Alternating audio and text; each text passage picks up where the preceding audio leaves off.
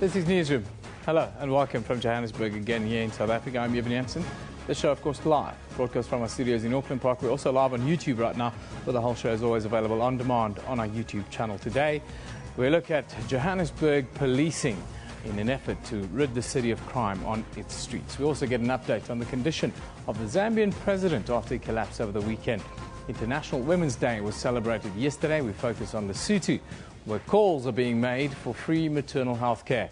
We're also looking for an update on the situation with cholera in Zimbabwe, and we close the show with a new Afrikaans app that's causing a bit of a stir on social media. But first, Anine Domal gives us the news.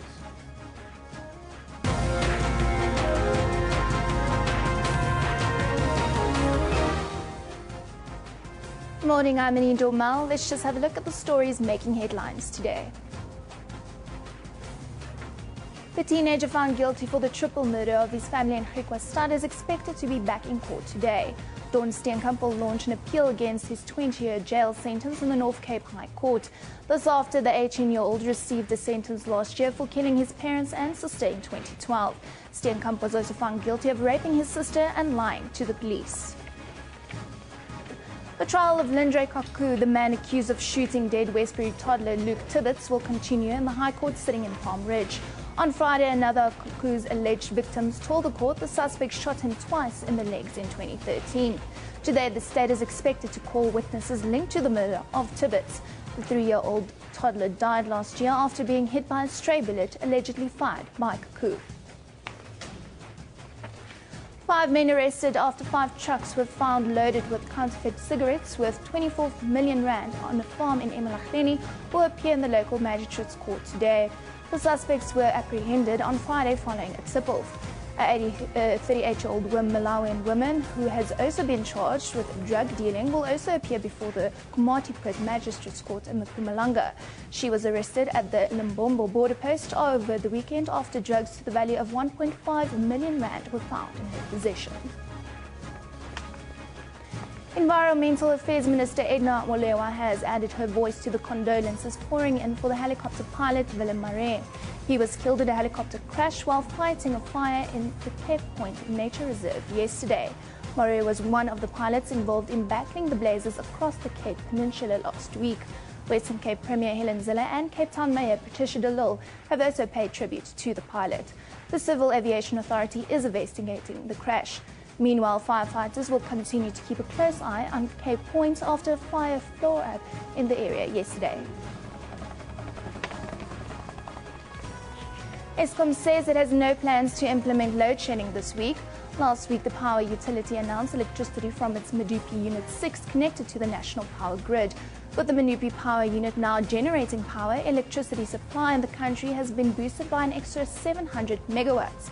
Meanwhile, the eThekwini municipality has dismissed rumours that residents are in for complete darkness for the entire week. This as the municipality's electricity generators are constrained due to the fault in one of the generators. And in cricket, we know England won the toss and asked Bangladesh to bat first in their do-or-die World Cup Pool A match at the Adelaide Oval earlier. Evan will give you the latest score there.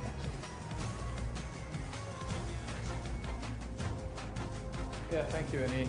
I can't tell you, in the penultimate overs just started, Bangladesh are now 262 for the loss of 6 wickets. It seemed they got about an over and a half left there to set England a target in a must-win match for both of those sides. Now to our top story. It's been called Johannesburg's clean sweep. The arrest of hundreds of beggars, window washers and street vendors, letting them appear in court or pay a fine, is all part of a plan to keep the city's identified crime hotspots, that is, clean. The initiative to remove informal traders and beggars first hatched in 2012 and now seems to be picking up momentum. But it has also come under some scrutiny. Now, to talk to us about the latest around the initiative, we're joined in studio today by Metro Police spokesperson Edna Mamonyane. Good morning to you, ma'am. Thank you for joining us. Good morning, and thank you for having me. Let's just go back to this initiative, your thinking behind it, and where it started to where it's now. The operation is called Operation Kemolao. It means it is law for us to look after the interests of the citizens and the drivers in our city. We started because there were a lot of hotspots, and it was difficult sometimes to be able to pinpoint at the perpetrators of crimes, because at the intersections a whole lot of people are there. There are people that are begging because, you know, they're homeless, or they don't. Some of them are foreign nationals that came into the country and they don't have a meal on the table. There will be other people that are selling, that are South Africans that, you know, say, we have no job, so I bought myself some socks and T-shirts, so that's quicker for me to go and make money at intersections. But then we had lots of problems with smash and grabs at most of these intersections. We had that problem in the CBD, but with the help of the CCTV cameras, the people now, most of them were arrested. The rest then moved out of the inner city itself, now into all our entrances into the city, especially freeways where, you know, you'll be coming off the N1 and then get into Malibongwe or William Nicol. You stop at a traffic light, everybody is there. People are just going past your window. And then at William Nicol, some of our officers were going past and somebody had just smashed and grabbed something from a motorist car. They chased, they arrested the person. And then the management and the MMC sat down and said, you know, what is it that we should do? I think we should start cleaning up all our intersections. And actually, by law, Road Traffic Act, 5 meters within the intersection, there shouldn't be anybody except vehicles that are stopping to wait for the traffic light to open so that they can move. So we started. The operation started on the 12th of February. Mm-hmm. Up to now, we've removed or arrested 305 people. Those were the ones that were arrested with arrest forms. But more people were removed. But some of them were beggars, were people on wheelchairs, you know, people with disabilities, people with children. So those we brought in social development in the city of Joburg. And then we brought as well as social services, because social development will look at some of the people that are mothers that are just selling and say, help them. They must find out and know what are the right channels to follow. For you, if you want to trade, go through these channels in the city of Joburg. And then for those that are people that are beggars, obviously we can't arrest them for begging, but we have to remove them so that we can see our intersection, how clean they are. And I must say, even if I have to say it myself, I'm very happy with it. It's very clean. The motorists, people are tweeting to say a lot of ladies that have been victims, a lot of ladies that were scared to stop at traffic lights, called in and said, thank you so much. I feel so safe when I'm stopping at Greyston. I have stopped here. There's nobody. It's just people in their cars, and life is okay in Joburg. So I know that a lot of people want to kill me because a lot of people say I'm heartless. But people must realize that we have the laws and we must adhere to them in the city of Joburg. And people must know that. I know that these people have got rights as well, but everybody else has got rights. The motorists have got the rights as well to drive in the city of Joburg and go about with their businesses and stop at traffic lights because they have to stop there and stop without getting worried that somebody is going to smash my window. Well, what do you say to those people that criticize you, that say you are infringing on the rights of people to hang around and trade? I know, but, you know, like I said, there are laws, and let's do the right thing. It doesn't mean that when I do have lots of people in my family circle that are not working, but I tell them, you don't just wake up in the morning and want to go and do something. Follow the right procedures. Find the ways of how to do these things. Yes, people might look at me as heartless, but I'm not. I'm just looking after the interest of everybody else, and I just want our city to be safe and clean. What happens to people once they've been arrested? How do you process them Do they go to jail? Do they get a fine? Well, at this stage, I don't have the powers to carry on with the investigation. Once I've arrested and I've gone to a police station, which we use we use Bramley, we use the inner city, Joburg Central, we use Boysens, we use Hillbrow. So all these police stations, when we get there, we have an arrangement. The people, they have to pay a fine. They can't afford a fine. They must go and appear in court. Yeah. The courts will then take a decision. But all I'm saying is I wouldn't be arresting anybody if, my roads were safe. So all I'm doing, I'm just trying to bring safety. Clean up the streets and make it safe. But have you had any feedback from the informal trading associations with regards to this process that you're busy with? Well, sometimes when you do something, it's not everybody that's going to be happy. That's the saying that says another man's bread is another man's poison. So maybe a lot of traders will get angry with us. Will say that we are insensitive. Will say that there are no jobs in the country. But, I'm a law enforcer. I just enforce the laws where I'm needed. I have to go and enforce the law. Unfortunately, I don't write the law, so I can't change anything. But I have to make sure that people are safe. Unfortunately for traders, it's because these people, when they come to intersections, they hide behind them. They pretend they are part of them as traders. And traders must know, anyway, it's against the law to trade within 5 meters of any intersection. Well, there are demarcated trading areas all around, and I'm sure that the public out there are very happy with the work that you're doing in keeping the streets safe. Thank you very much for joining us today. That's the spokesperson of the Metro Police, Edna Mamonyani. Thank you for joining us today. Thank you so much. I can tell you tomorrow we'll have the informal traders in, and they'll give us their perspective on this discussion that we're having around cleaning up the streets of the city of Johannesburg. But let's have a look at some of your tweets this morning. What are we twittering about? Of course, this helicopter pilot that died fighting the Cape Fire yesterday. Our thoughts and prayers are with the families, friends and firefighting colleagues of Nazim Davis and Bess Marais.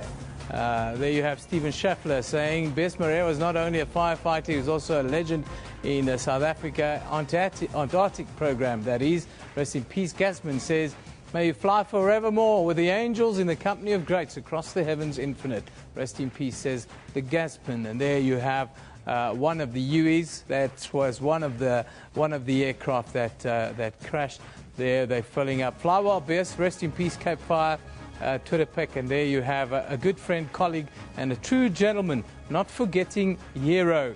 Miss you already is the picture up there on Twitter after this tragic accident happening this weekend in fighting the blaze or the different fires in the Western Cape that have now been going on for just over a week. Now, today's pick of the day comes from Airlineberg for a flight around the world. It's about a solar plane. Can you imagine that? A plane, an aircraft that can fly all around the world without having to refuel once. There you have the first picture available of the solar plane. That was just before takeoff. It is an aircraft that will fly all around the world without filling up once. Now, time for us to take a look at the front pages. What is news elsewhere in the world? Now, we go to Australia first. The Australian says the federal cabinet is considering $1 billion plan to replace the Centrelink computer system amid warnings it has become an impediment to the sweeping welfare overall designed to ease pressure on the fast-growing area of government spending. Then we move to the Daily Telegraph. A mother stabbed to death in a brutal attack was on the phone with her husband when her killer struck. Prabha Arun Kumar was taking a shortcut across Parramatta Park after work on Saturday night. Now, in China, the South China Morning Post reports China aims to expand its influence abroad by mediating in international conflicts and having a more active role in the United Nations. This according to Foreign Minister Wang Yi, who said this as he outlined the nation's diplomatic agenda. Time for a quick look at what is happening across the country today. We start in Kimberley in the High Court, where we are expecting Don Steenkamp to appeal his 20-year jail sentence for killing his parents and raping and killing his sister. Then in White River, Environmental Affairs Minister Edna Malua has started speaking at a National Waste Management Summit held at the Ingwenyama Conference and Sports Resort. Here in Johannesburg, in the South Gauteng High Court, the trial of Lindri Kaku is expected to resume. Kaku is accused of shooting 3-year-old Luke Tibbets in August of last year. In the capital, Pretoria, arms deal critic Richard Young is expected to testify at the Seriti Commission of Inquiry into the 1999 arms deal. Now, before we take a break, we at Newsroom feel the police need to get a better credit for the sterling work they do as well. The footage of police chasing a hijacked VW Jetta in Rosebank and arresting the 3 suspects with 2 unlicensed pistols was caught on camera and posted online last week. It's really like something from the movies.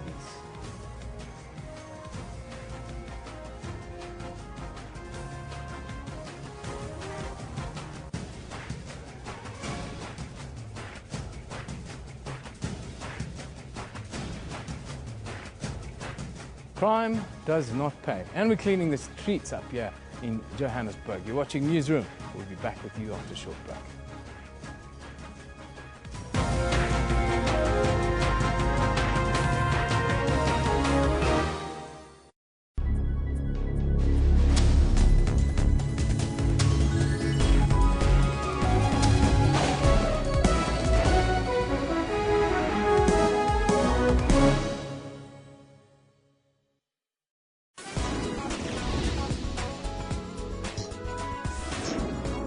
Cameroon's economic capital, a unique art collection is on display. Titled Yesterday's Memory, Tomorrow's Memory. We are trying to preserve this heritage despite many things that have changed in the designing, embroidery and the model. If I'm telling you, you don't like it, I call it defeat. Join Musam Khalipi on Afro Showbiz every Saturday at 19:30 CAT. Zoom into Africa. This is Seychelles. The president is Mr. James Michel James. Seychelles got independent from United Kingdom on 29 June in 1976. The population is over 80,000 people. One of the major languages spoken is English. Monetary unit is the Seychelles rupee.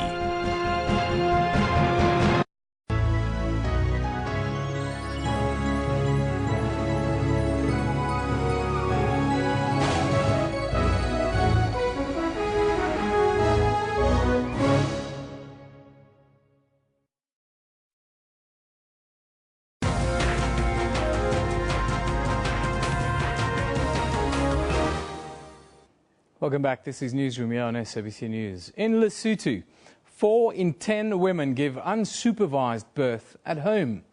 In many cases, not having a skilled birth attendant at the time of delivery increases the likelihood of women dying during this delivery. Now, with the world's focus still on global women's rights issues after just celebrating International Women's Day yesterday, humanitarian organization Doctors Without Borders is calling on the Mountain Kingdom's government to roll out free maternal health care in all public hospitals. And to talk to us about this, we are now joined from Cape Town by Médecins Sans Frontières Deputy Medical Coordinator for South Africa and Lesotho, Dr. Amir Shrufi. Very good morning to you, Dr. Amir. Thank you for joining us. Good morning, and thanks for having me on the program. Doctor, just to be clear, delivering for mothers is already free in Lesotho clinics. But MSF are now saying hospitals need to follow suit. Why is this so important?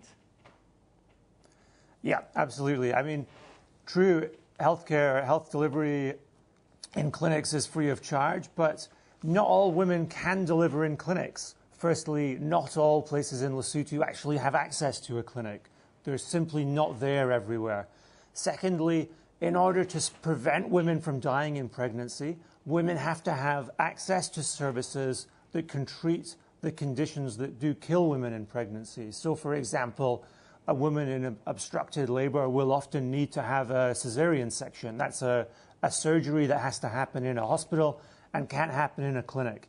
If a woman is scared to go to hospital because she knows she cannot afford the money that's going to cost her, basically that can cost lives, and it's a tragedy. We're not talking about huge sums of money to you or I, but to people, some people in rural Lesotho, some of whom are living on less than 500 Rand a day. The fees are very significant. They stop people getting to hospital, and we know that they're costing lives.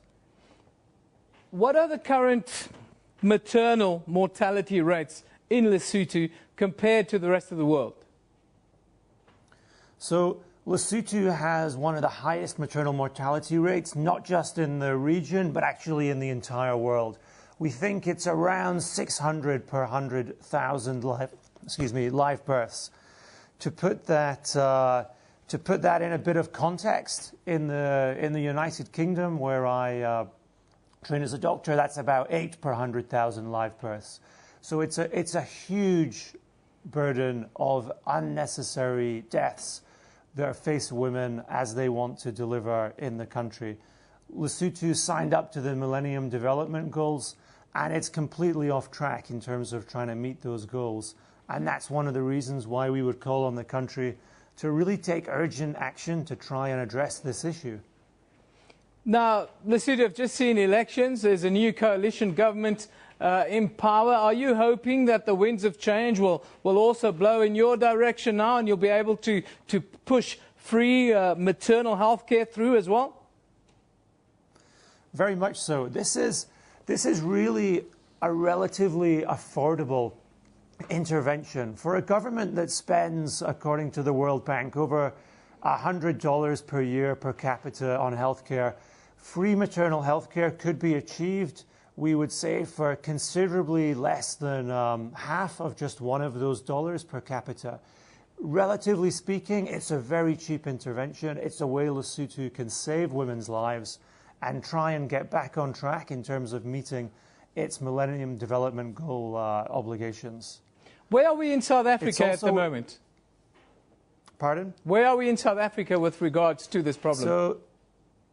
So in South Africa, somewhere in the region of around 130 per 100,000 live births. So about 4 times lower than Lesotho. It's worth saying that in South Africa also a lot of work needs to be done to reach targets, which are around targets being around 40 deaths per 100,000. So South Africa, things can be better. Lesotho, things really are very bad indeed. One of the highest maternal mortality rates, not just in the region, but in the world as a whole.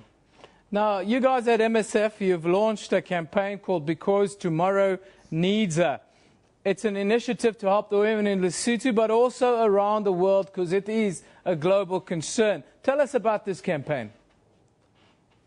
Yeah, thanks. So, following on from International Women's Day, the campaign's an attempt just to highlight some of the particular challenges that women face all over the world. So we know that each year probably something like 500,000 women die because of complications of pregnancy. We know that disproportionately affects young women, adolescents, and we know that it disproportionately affects those living in low-income countries. Probably about 99% of those deaths happening in low and middle income countries. So the Tomorrow Needs Her campaign looks not just at deaths during pregnancy, maternal mortality, also at access to family planning, which we know is very important, because one of the reasons for maternal deaths is women who unintentionally become pregnant go on to seek unsafe abortion. So unsafe abortion, poor access to family planning, and also sexual violence and rape, which we know is very, very high. Big challenges facing women across the world, across the region, and this is a campaign to try and highlight some of those challenges through use of multimedia, through the use of real stories from real women in some of the countries where we work, in places like Afghanistan, Nigeria, Burundi, Sierra Leone. Thank you for joining us today. International Women's Day was yesterday, but there are many issues facing women around the African continent. Today we're talking about maternal health care in Lesotho, and hopefully the numbers will improve in that country in the months and years to come. Let's have a quick look again at your tweets. What are you tweeting about? At SABC Newsroom. We're talking, of course, about International Women's Day. I go by a couple. I bow to the divine in you. Hashtag International Women's Day. Katie says, International Women's Day. To end this day, I just want to thank all the countless women in my life who inspire me to keep working hard each day. Thank you very much, Katie. That makes a lot of sense. Fabs Babs says, International Women's Day was so cute on Twitter. Everyone was so empowering. I love it. And then Mighty Viking Hamster says, women are not defined by their looks, just as human beings are not defined by their gender. International Women's Day. A little bit of sobriety there. Lucas Seraphim says, a bit late, but I'm for equal rights. We're all people, and we all deserve to be treated with respect and dignity. And that is the message of International Women's Day. Now for our tweet of the day. It comes from Ali A. Rivsvi. If you want to fight patriarchy, but you won't fight religion, you're not fighting patriarchy. It's as simple as that, according to Ali. The hashtag there is International Women's Day. Now, Zimbabwe has confirmed 8 cases of cholera, including 2 on the border with South Africa. 2 children aged 5 and 10 have been quarantined with cholera at the Beitbridge District Hospital. Another 6 cases have been recorded in Mudzi, where 41 people have died of this disease, which is on the border with Mozambique, and in Chiredzi, in the southeastern part of Zimbabwe. Cholera has killed more than 4,000 people in Zimbabwe since late 2008. We will now cross to our Zimbabwean correspondent, who is Shinga Nyoka. Very good morning to you, Shinga. Thank you for joining us. Good morning to you, Eden. Shinga, on this, can you just give us a little update as to what the latest developments is with regards to the spread of cholera and the origins thereof? Well, Ethan, we have just received indications that the cholera cases continue to rise at the Beitbridge South African border. What we understand now is that 2 more people have been quarantined at the Beitbridge District Hospital after they were diagnosed with cholera last Thursday. And this brings to 10 the total number of cholera cases that have been recorded in the country. And what we understand is that these 2 particular cases are now at the cholera isolation center, along with the 2 children that you have just mentioned, and that they're in a stable condition. And that's really the initial investigations indicate that they might have drank contaminated water, but this is still to be confirmed. What we understand from the other cases as well is that it's suspected that they also drank water that was contaminated with cholera. And the spread of the disease in Zimbabwe, what are the health authorities in Zimbabwe doing to deal with the escalating problem now? Well, at this moment, they say that the number has increased slightly, but it's still very much under control. And what they're doing is just calling for calm around the country. They want people to begin to implement some of those things that they were taught in 2008 that helped control the cholera outbreaks. And there's been some awareness campaigns in the affected districts, which include just telling people to exercise basic hygiene, things like washing their hands after they visited the toilet, washing hands before they eat, making sure that they drink water from safe water sources.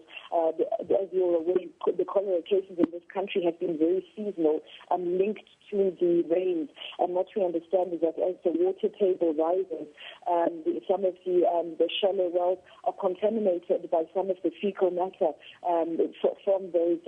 from some of the pit latrines. And so essentially what they're asking people to do is just to ensure that they drink from water sources, including boreholes that have been properly installed, as well as running water, and to avoid some of these other little streams where really they're not sure which might actually be infected by cholera.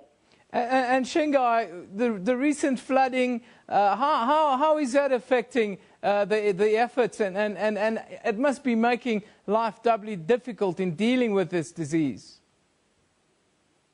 It does indeed make it very difficult for officials to deal with this disease. The rains have subsided and the floods have subsided over the last 2 weeks or so, but the rainy season is still on, and so really this problem might escalate depending on what happens with the rainy season, and essentially that's why the health officials are telling people not to drink from unsafe water sources and to make sure that they drink from boreholes that have been properly installed. And Shingai, the collaboration between Zimbabwean authorities and then south of the border, South African authorities through the Bight Bridge area, is that satisfactory at the moment? From what we understand, it is precisely because the health administrators say that that this disease is very much under control, and they would like us to believe that the cases are very much isolated. There continues to be collaboration between the Zimbabwean authorities and the South African authorities, as well as tests, regular tests that are carried out on people that are coming to the hospitals with cases of diarrhea, tests that are being carried out to confirm whether those cases are indeed cholera. And that collaboration is not just between Zimbabwe and South Africa, but also between Zimbabwe and Mozambique, where Mozambique has really been affected by the cholera epidemic. And so really, I think in terms of the regional cooperation, there's an attempt to make sure that this disease is contained. Shingai, thank you for joining us. That is Singanyoka, our Zimbabwean correspondent, talking about the outbreak of cholera, and now she's confirmed that 10 cases can now be confirmed, sorry, 2 more cases in the Bight Bridge area. It is being contained right there. We'll keep you updated on that developing story throughout the rest of our day's broadcast. Let's take a look now at what's happening on Newsroom's Facebook page. What you can look at there today is Environmental Affairs Minister Edna Malewa. She's expressed condolences to the family of helicopter pilot Hendrik Marais, who died in the line of duty at Cape Point yesterday. Then you can read more about President Jacob Zuma's criticism of the African continent for lagging behind in elevating women into positions of state. He spoke at the Africa for Africans Women's Conference yesterday. Then also more on the National Union of Mine Workers, who have vowed to oppose any attempts by Eskom to sell its assets. Then you can also read more on the 5 men that have been arrested after 5 trucks were found loaded with illegal cigarettes worth an estimated 24 million rands. That's on a farm in Imalahleni in Mpumalanga.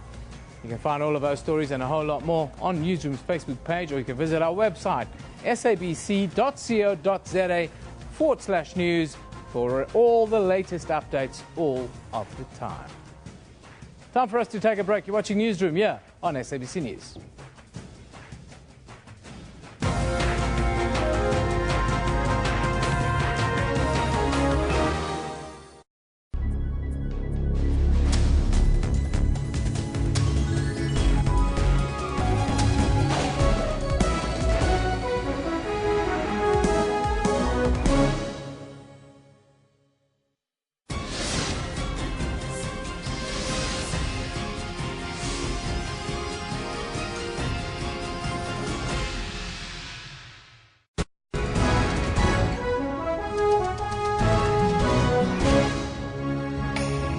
Guinea is reopening an Ebola clinic in its remote southeast in an effort to prevent sick nationals seeking better treatment elsewhere.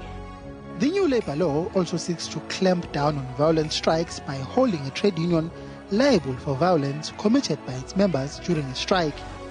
The new canal is set to boost annual revenues to about $13 billion by 2023. It's part of a larger project to expand port and shipping facilities around the canal. This is Vigigas's 4th victory on the PGA Tour. That's all the weather that I have for you for now. Stay tuned. For all your business news, catch news at 1 every day. Be informed.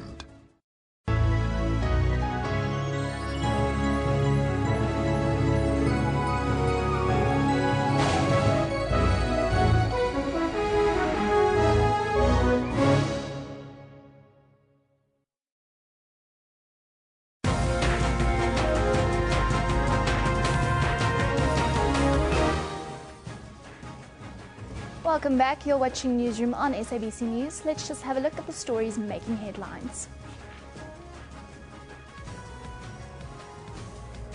The teenager found guilty for the triple murder of his family in Hikwastad is expected to be back in court today.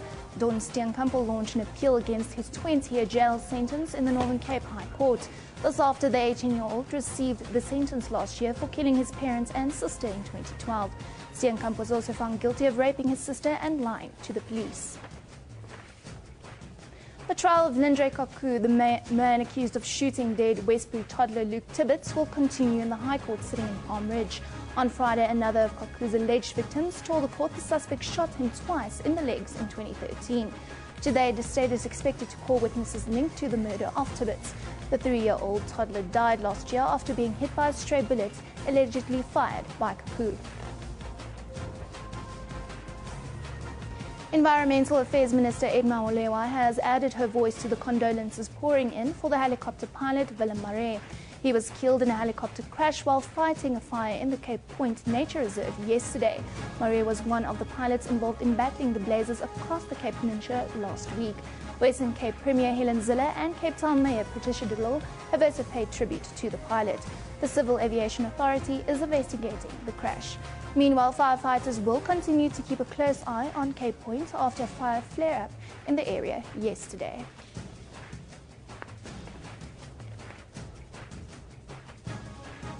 Remember, you can find all of those stories on Facebook. Just search for Newsroom.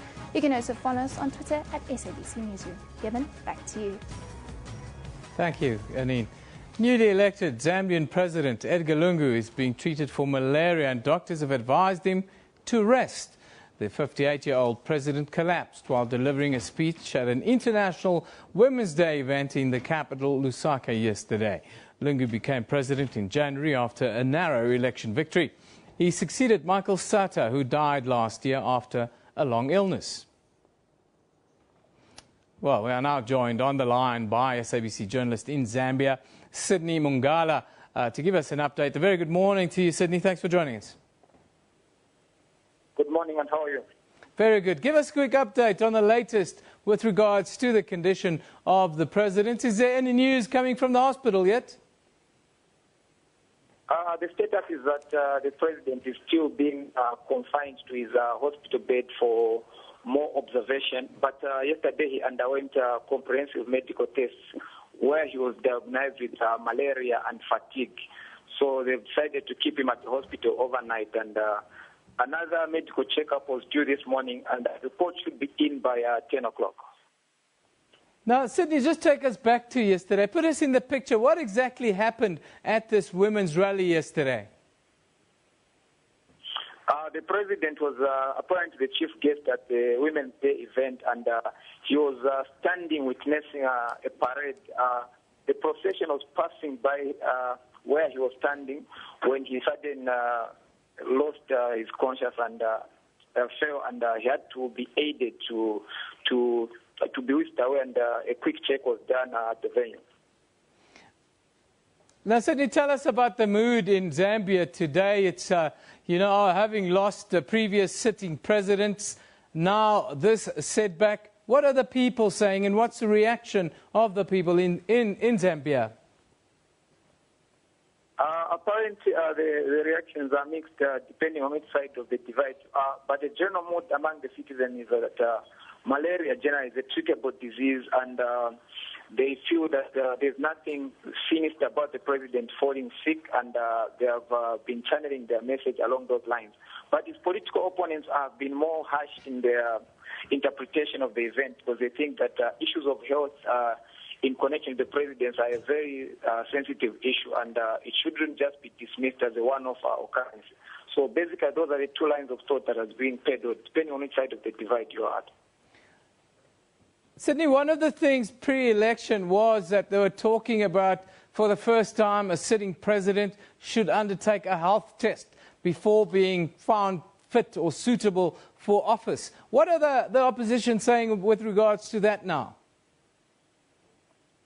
Yeah, basically that's the line they're saying, that the president should be given a more thorough check to ensure that the country doesn't go through what they've gone through in the last few years, having lost 2 sitting presidents due to illness. But it hasn't yet reached that level where they feel that maybe that has become necessary, given this malaria bout that the president suffered. The opposition, are they believing that it's a bout of malaria, or are they saying if it's worse than this, they would want to go to the polls again? Is that on the cards at all, at any chance? Basically, everyone now is progressing very cautious with that subject, because it is something that causes alarm among the nation. But I think everyone is just keeping it calm. There haven't really been very strong demands that they push that line as at yet. But it is yet to be seen if they will demand that maybe further independent tests be done on him. But as at now, it is just people are taking it easy. Well, Sydney, thank you very much for joining us and giving us that update. That's our Zambian reporter, Sydney Mungala, giving us an update on the president's condition. Of course, the president's collapsed with a bout of malaria and he's still in hospital. He says his condition is much improved. Now, everyone's heard of Facebook and Twitter, but have you heard of Twitter? As the social media industry continues to grow, there seems to be a need for users to communicate in their own language. Last year, the world's first Afrikaans social media network, Twitter, was launched, and today we speak with the founder of the network. Yeah, he's with us. He's with Anine Dormel in studio today. That's right, Evan. We've got Frans Rulos here to talk to us about Twitter. Frans, thank you very much for joining us. Morning, thanks very much.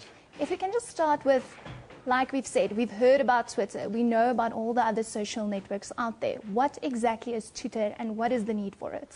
Well, 4 years ago we started doing research because I realized there's no social media network in South Africa.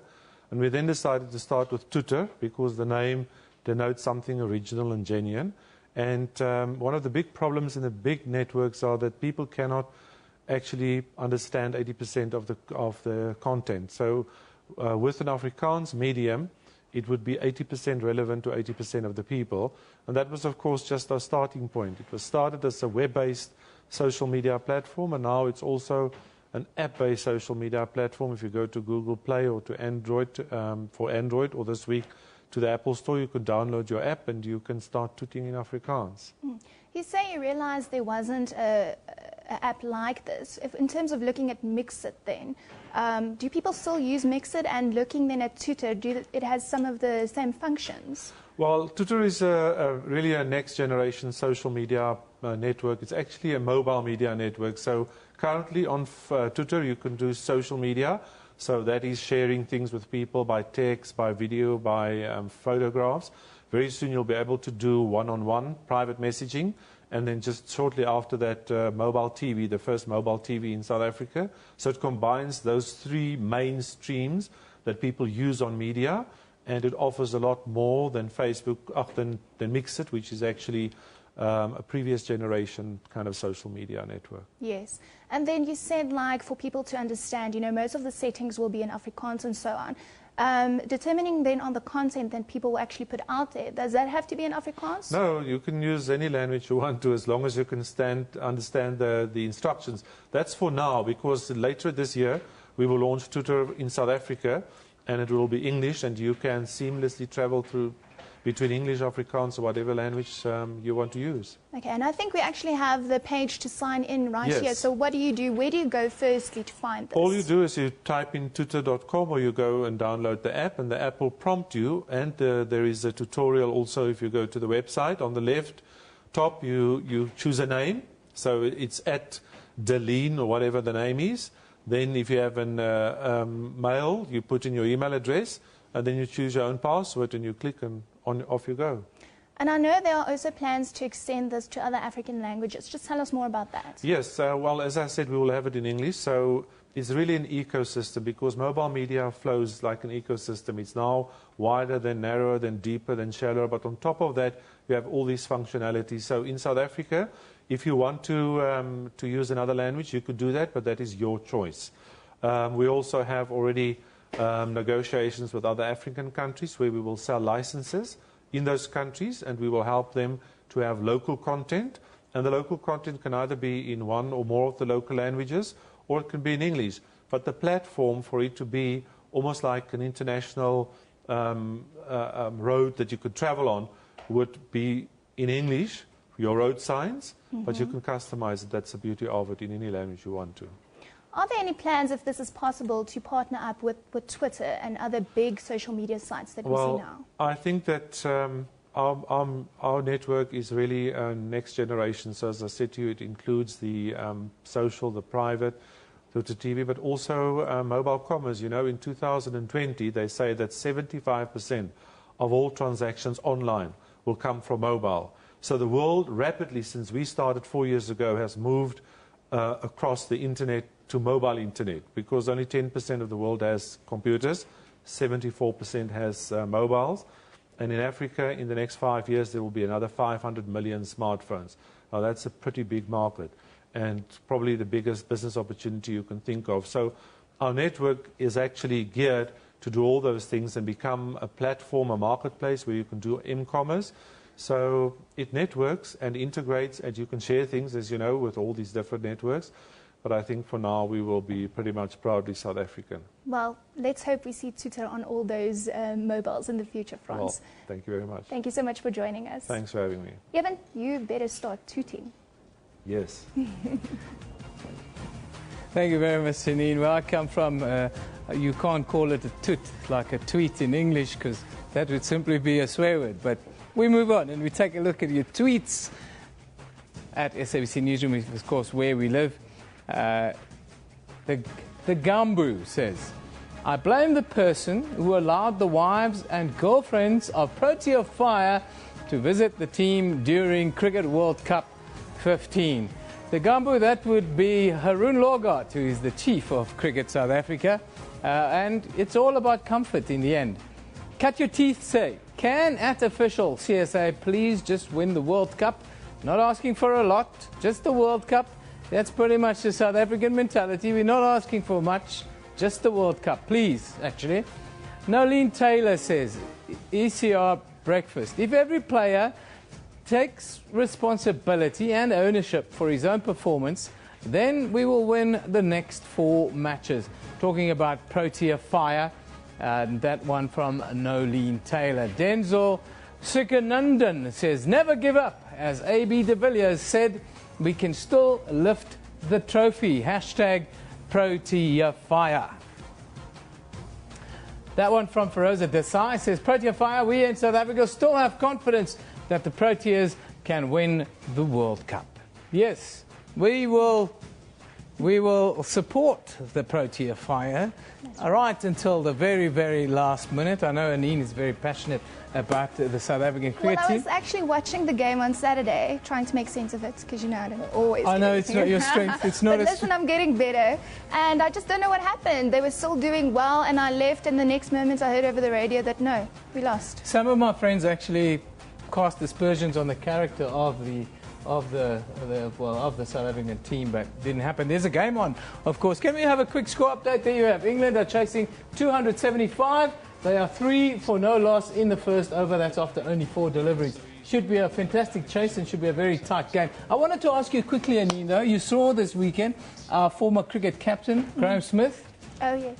Divorce. It's so ugly. A lot of mud slinging. What do you make of that, and what's the latest? Have you read anything? I don't think it's fair. What was published on the weekend papers, I just don't think it's fair. It's someone's personal life. Should we really be doing that to someone? Even though it's a public figure, does he deserve that? You're talking about sending of divorce requests by SMS and all that sort of thing. You think that's unethical in the social media age? I mean, it was going to be out there anyhow. It could be out there, but is there a need to publish it and make it a front page story? Okay, well, Anine, I think if you're the national captain, I think it's in the public interest. People want to know how you get divorced in today's day and age. That's just the way it is. Newsroom, of course, broadcast live from our studios here in Auckland Park, Johannesburg, every weekday morning between 9 and 10 a.m. The show repeats at 2 in the afternoon. The rebroadcast is at 5 a.m. the following morning. We're also live on YouTube right now, where the whole show is always available on demand on our YouTube channel. This is SABC News. You've been watching Newsroom. We love it in the morning. Yeah.